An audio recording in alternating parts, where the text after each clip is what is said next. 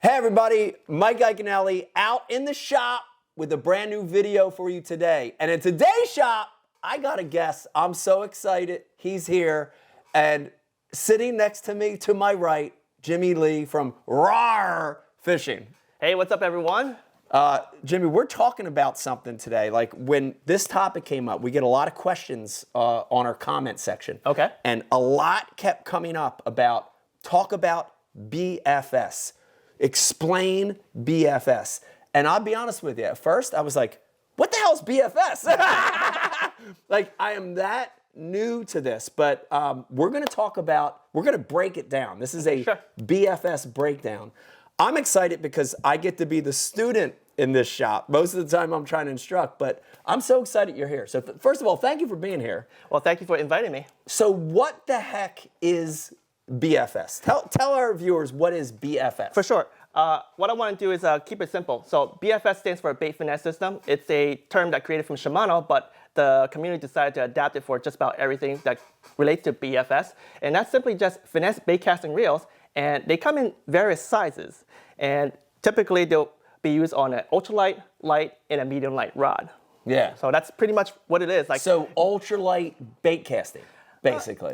Just call it finesse because it's a huge range because ultralight is truly ultralight rods, right? I know some folks say they ultralight fish, but they're really using a medium light rod. Right. And that's not ultralight. Right. So it's just finesse bait casting. Yeah. I love the concept because it's almost like, in my mind, it's like a hybrid. You know, you have a big core of anglers that are only bait casting guys, and they look at spinning rod guys. Yeah, they look at little spinning rod guys and they laugh. But then you have little spinning rod guys that look at bait casting anglers and they're like, and this is sort of a hybrid of both. I would say this is straight up bait casting. There is no hybrid with it. No right? hybrid. Because if you think about it, right, whether you use spinning reels or bait casting reels, they both have the pros and cons. Yeah. And you always have to weigh it. So I guess it'll be a good time to talk about these pros and cons. Yeah, right? okay. So I know a lot of folks say bait casters are hard to use. Well, that's really a skill thing, right? Like if you dedicate the time to practice, that should not be an issue, especially if you have the drive to learn how to fish a specific technique with specific gears, right? Yeah. So I'm gonna write that off. Yeah. But the biggest one I think people say is distance. Now, distance, I would agree that a spinning setup could cast further than a bait casting reel, right? But if you think about it, bait casting reel, specifically BFS, is not about distance, it's about efficiency. Right. So let's take a spinning reel for a second. How many steps do you need to take in order to cast a lure? Right. You have to, open the line, open bail. Open the bail, right? Cast. Yeah. Close the bail. Right. Make sure it's lined back, right? Yeah. Now imagine fishing a small stream where you're casting short distance. Yeah. A fly rod makes sense there. That's why a lot of people fish streams. They use fly rods, right? Well, BFS is also efficient because all you do, the first thing you do is you hit the spool and the thumb bar at the same time, right? Instantly engaged. Yeah. You cast, and when you reel, the clutch system re-engage, right? Boom. Right.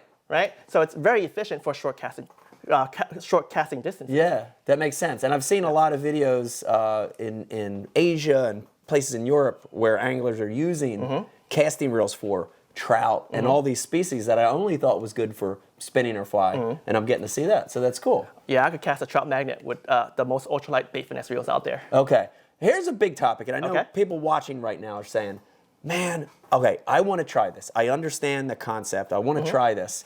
And they're saying, what makes a BFS reel? What is a true bait finesse system casting reel? What makes that reel?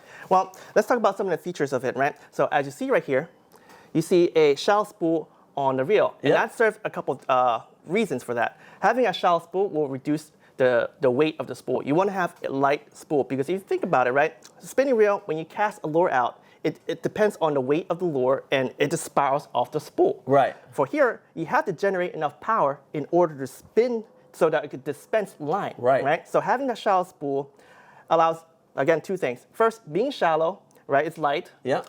And then also it limits the amount of line you put on there. Right. If you're casting light lures anyway, you're not casting a mile, so you don't need you so don't much need line. 300 yards, no, you right? do not, right? Yeah. So keeping that light will allow you to cast those light lures. Yeah. And having the shallow spool allows you to dispense more line per rotation. Gotcha. I know a lot of folks say, hey, I can use my, let's say, my Shimano SLX MGL reel. It's a light spool. I cast an 1/8 ounce. Sure, you have spool very little line on it, but that's a big reel, right? Like, it's not bait finesse. Right. So bait finesse is really, you have a small reel. It's very Small light, reel, yeah. right? And small shallow spool, and Yeah. some of them even have micro bearings. In fact, let me show you this right here. This is pretty cool. Micro bearings is something, it's basically smaller bearings. Whoa. Okay, and I'll pull this out right here. It's actually easier to see this guy, but I don't have a tool, but you see this big thing right here? Yeah. It's actually a sleeve, and inside it's a very small bearing system. Whoa. And having small bearings, it's almost like this. If you were to push a tennis ball versus a bowling ball, which one's easier to start? Right. It's gonna be the smaller ball, Yeah. right? So that's the concept of having these micro bearings that Gotcha. allow the spool to start faster. Start faster, turn Yes. faster. Yeah. Yes. That's awesome. I love this. So shallower spool, smaller reel, lighter reel. Talk about line, because I think there's people watching this right now that light line to them might be 20 or 30 pound braid and to a 12-pound leader. Like, seriously, there's a lot of people watching this. It's like, oh my God, I went all the way down to 12 pound. But this is next level light. What are we talking about? Give us some parameters on line. First and foremost, I want to talk about why I use PE line. You could use mono, you could use fluoro too, but because those lines are heavier, physically bigger, right? So it adds more weight to your spool. So, which is why, for me, I like to use PE line because it keeps it thin, keep it light, and having thin line allows you to cast further. Further cast. Yep. And also, you control depth a lot easier with thin line. Yeah, and zero stretch. It's got a lot of benefits to it. Yeah. Yep. And what I have here is a PE line 4-strand carrier, and it's 10 pounds, right? Okay. But in Japan, there's regulation when it comes to anything that have a size. Yeah. And for lines, they have something called GO, the GO system, G-O-U. Okay. Okay. And they basically, all their lines are all categorized by this measurement, and that allows you to say, hey, I want to use this line diameter. It's easier to say, hey, today I'm using 0.0015 millimeter line. Yeah. That's too much numbers, right? Yeah. So for my ultralight fishing, I'm using 0.6 GO. That's around 10 pounds. 10 pounds. Right? Yeah. And what's really cool about having this system is I get to compare a line a lot easier than, say, an American system where it's like Wild West. Like a lot of companies. There's variation between Berkley and some other one and some other one. Because most of the time they have a heavier line, like let's say 15, but they call it, hey, it's 12-pound line. Right. Right. So it's really hard to compare apples to apples. Right. So light braid. Are you tying direct, or are we using leader material? What's the norm? So if we are using PE line as the main line, we'll always use a leader material, because if you feel this, although it is strong, right? Super thin. It's like dental floss. Yes. So technically, while it is strong, it's still weak, because it is the true breaking strength when it's reported here at 10 pounds. When you set a hook, you adding a lot of force. Right. Big fish. So a big hook set. Yep. Yeah. So with that said, you're gonna have leader to add the stretch, and also you need to protect the line because it's so thin. You rub it against a few things, it's no longer 10 pounds. Right. Right. So having a leader material is really, really important if you're a PE user. Gotcha. That's awesome. I know a lot of people watching this. We have recreational anglers, we have avid guys, club guys, and we have all the way up to tournament guys. Okay.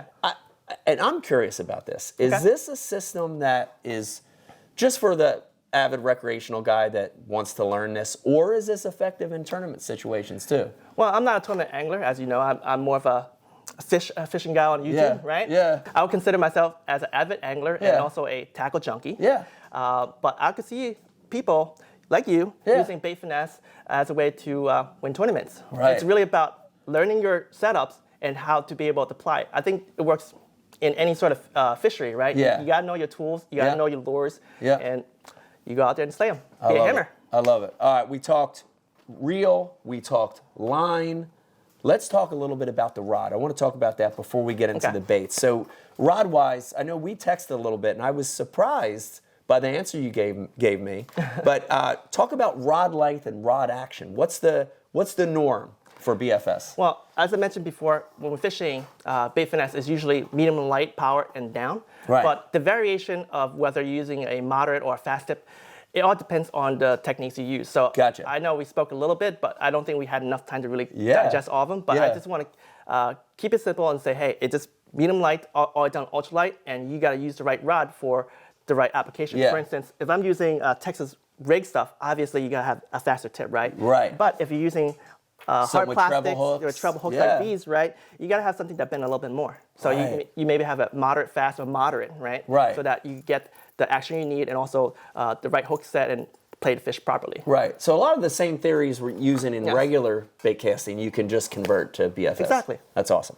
All right, guys, I know you've been waiting for this part of it, and it's the lures. And one of the things that I love, and I follow your social stuff, I love your post because I'm a tackle junkie too. My sons, everybody here, we're in the shop. Everybody's a tackle junkie. But the lures that I see on your page are amazing. Some amazing stuff. But talk about what makes it. Like I went through my shop walls and I've got, stuff from a 1/16 of an ounce to, up to a 3/16. And, generally I'm thinking, little plastics. Mm-hmm. But necessarily doesn't mean little plastics. It's a broader spectrum. Right. So talk about the lures a little bit. I'm gonna first start off by saying when it comes to bait finesse fishing, it's really about the total lure weight. So it's not really about the size physically. Yeah. It's about the weight. So Yeah. I always carry a scale. Like I went to ICAST and people were like watching me putting the scale down. It's like, what are you doing? You weighing something? But yeah, it's like, no, I'm weighing lures. So I have here just a small little tiny swim bait, a 2-inch swim bait here, which is gonna be great for fall if you wanna use finesse tactics. Yeah. And as you see, you gotta weigh everything. So I have, So you're weighing the plastic without the jig head. without the jig head, Just the plastic. plus the jig head. You wanna add everything together. Add everything. Okay, so So- right now we're just doing the plastic. Just the plastic, Yeah. and you can see we use grams because it's a lot easier. Yeah. And this right here, the smallest swim bait by itself is 0.86 gram. And I usually fish it off a 1/16 ounce jig head, which is about 1.8 grams. So total, it's around like 2.6 grams. Right. So Gotcha. knowing your weight is important because now you select the right rod. Right. You could use ultralight or a light tackle rod because it fits within that range. Right. Because if you look onto your rod, it gives you a lower weight range. Yeah. Like a range, right? Yeah, spec. Yeah, That's spec, written on yep. the rod. Yeah. As long as you fit that in there, typically it'll do pretty good. Yeah. That's awesome. So knowing your bait weight, super important. Yeah. And then bait style. This isn't relegated to just soft plastics, right? This is hard baits. This is frogs. This is spinner baits. This is blade baits. It could be any of these fall into the BFS category. Exactly. Wow. So yeah, I know a lot of companies like to slap on something and say, hey, this is a BFS lure. Well, they're just jumping on the bandwagon, the hype wagon. But essentially, you just fish finesse-sized lures. Yeah. That's within the right weight ranges. And that weight range is like typically 12 grams and under. Yeah. But I mentioned to you before the show, like you don't really need to fish BFS anything from 1/4 ounce to the 12-gram mark, which is 7 grams to the 12 gram. You could use conventional stuff, spooled a little bit of line, right? But BFS is a lot more fun because you have a lightweight reel. And one thing I don't think I mentioned earlier is the drag. The amount of drag on this is a lot less so that you don't snap line. This guy right here has about 8 pounds of drag. Right. That's it. Right. Wow. Yeah, so this isn't a flipping, heavy-duty flipping reel. This is a reel that has some drag to it. I did want to talk about the where, the when, and that kind of thing. So I think a lot of people, when they think of this style of fishing, they think it has to be in ultra clear water for heavily pressured fish. But it's probably broader than that too, right? Like, what are some of the conditions? Can you use this in muddy water? Can you use it in stained water? And then talk about the seasons too. Is this something that works winter, spring, summer, fall? Well, as a finesse angler, I use finesse tackle all year long. All year long? All year long. Any season? Any season, freshwater and saltwater. And saltwater? Yes, Okay. I was using a medium light power rod, and I used 0.8 Go, casting maybe like 8-pound leader line, casting like a 1/8 to 1/4 ounce. Yeah. And I was catching flounder, sea robins, and all sorts of critters in the surf. So it was fun. That's crazy. That's crazy. So any season, and then water clarity, cover, just the normal stuff, nothing specific. Well, typically when you have something very muddy, you usually use something bigger or something noisier. So we have lures for that. Yeah. So we have smaller size spinner baits. We have smaller size chatter baits. Yeah. So anything that you could downsize will work. Yeah.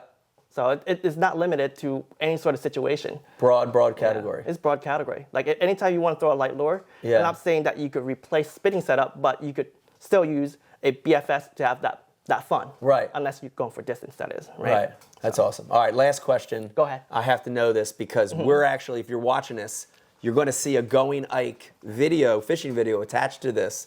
And we're going to actually go out and get to utilize some of this stuff. So I'm excited, but I need to know, biggest bass to date on a BFS, true BFS system, something that we could shoot for today. What's your biggest bass, you think?